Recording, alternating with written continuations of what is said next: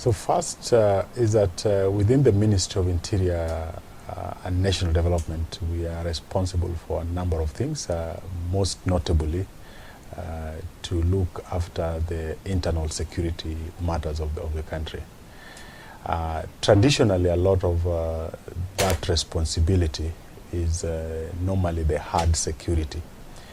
But then we realized that it's important to be able to address the softer side of security, which in this particular instance is being able to build peace, because insecurity, of course, is largely absence of peace in a number of instances. And as a country, we've had our fair share of security challenges, particularly around electioneering period. Now, we had just come from an election which was peaceful, something that was unprecedented in the context of the Kenyan situation. And we looked at that as a perfect opportunity to just look at the infrastructure or the peace-building architecture that exists within the country.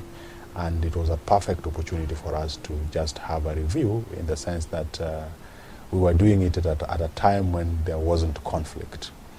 And in that sense, then we were looking at what are some of the issues that then we need to focus our attention on in terms of looking at the sources of conflict. So whether there are issues to do with the conflicts that are more political, where there's competition, there are issues between communities, focusing on maybe boundary disputes between different communities, but also more critically, in the space of climate change, there's a lot of climate-induced security challenges, where we have competition for resources amongst various players.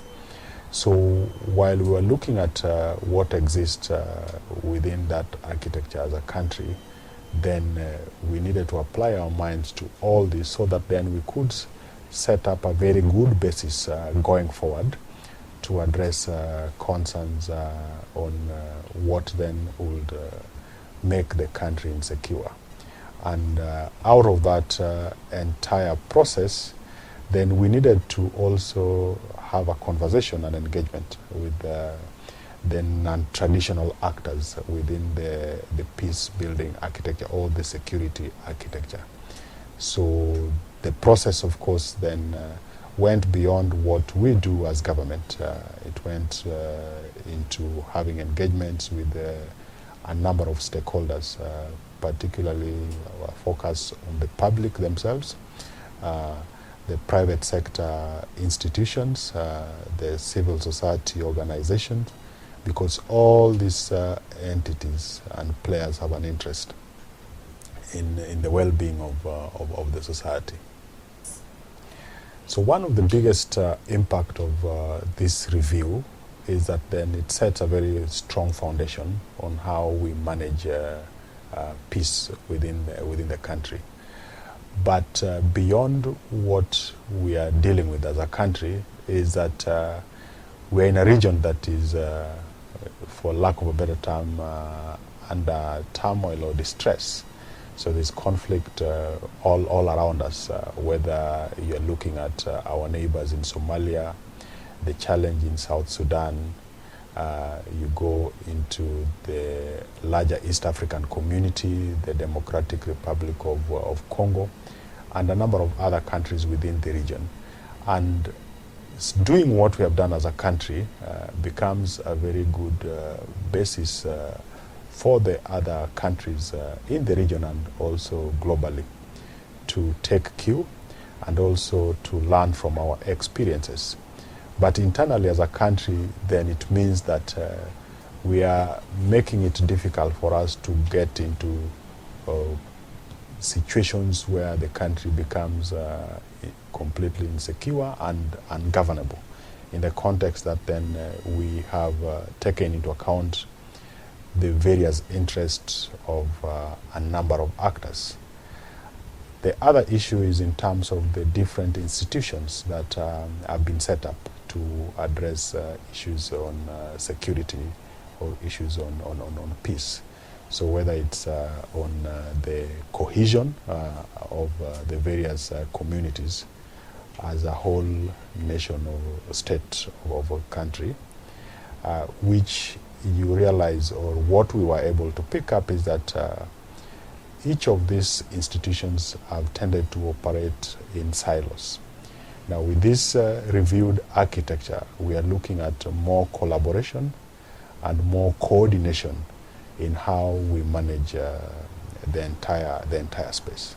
Yeah.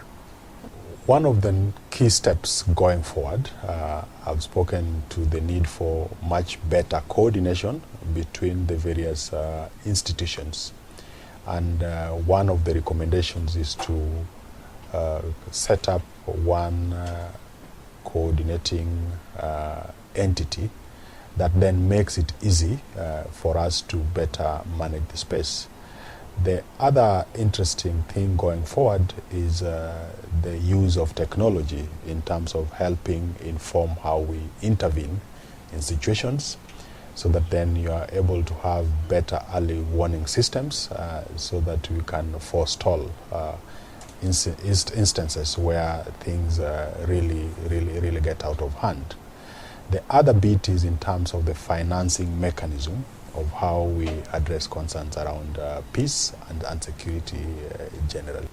I think the process from the outset was very consultative, and it involved a number of players, both governmental and non-governmental. And then there's the big space or the big role for the international partners, particularly the UN agencies that are charged with responsibility on building peace. And for me, this is a much bigger conversation beyond Kenya. It's a global conversation, and it's a call to all the other global players and all the other countries to embrace the element of peace building over and above the traditional way in which we address challenges around peace and security. Thank you.